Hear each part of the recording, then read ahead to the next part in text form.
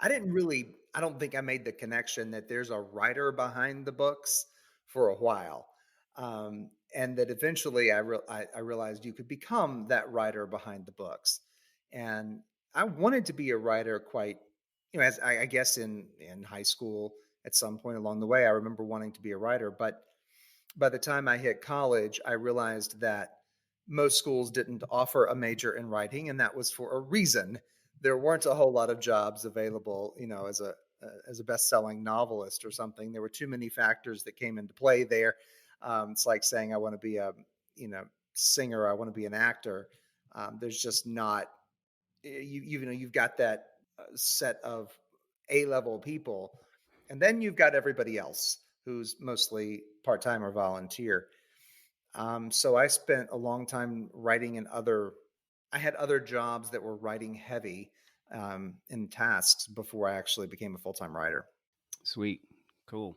In regards to book writing, so everybody's got they have a like a story to tell, it seems, but some people really, really want to write a book, right? Mhm. And so they don't know where to begin. What are maybe some tips you could offer for someone wanting to get started in book writing? Well, I'm I'm going sure to pull out. I'm sure there's a million, but maybe just some.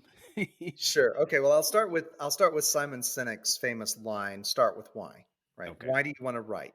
And I'm going to now create two big buckets and suggest you pitch yourself into one of those buckets.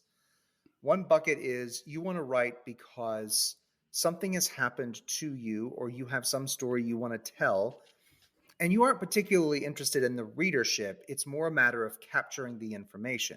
For example, maybe you want to tell your life story so that your children and grandchildren will have that um, for posterity, so they'll know what your life was all about. And you want to tell that. Maybe you want to write the history of your community. Maybe you want to write the history of some group you're involved with, an organization, a church, or house of worship, something along those lines. And it's not so much for readership as it is that you just want to distill the information. You may want to write a journal for that matter and keep track of your own thoughts and your own personal growth, and nobody but you and your counselor ever sees it. Um, there's that kind of writing. In that case, I think what you have to do is just write.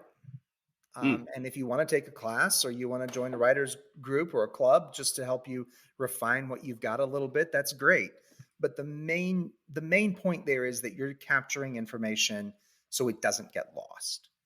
Um, and I wish that more people would do it. I wish people in my family had done more of it than they have, so we'd have more of that information captured. The other big bucket is people who want to write for readership. And in that case, what would I suggest that you do?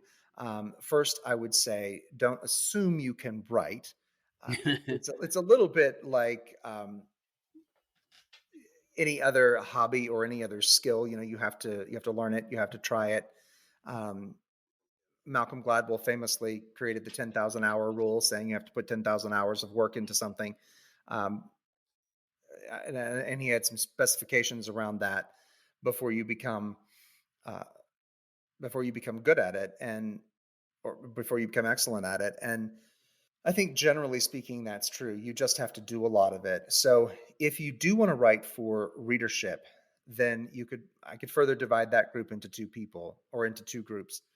One is you have something you really want to say, you just don't have the time to say it. This is true of a lot of CEOs, C suite executives, professors in some cases, ministers, sometimes celebrities. They have something powerful to say, but they're already working 16-hour days or whatever, and they don't have the capacity for it. In that case, I think hiring a ghostwriter who essentially works with you to develop your book and publish it is a great idea.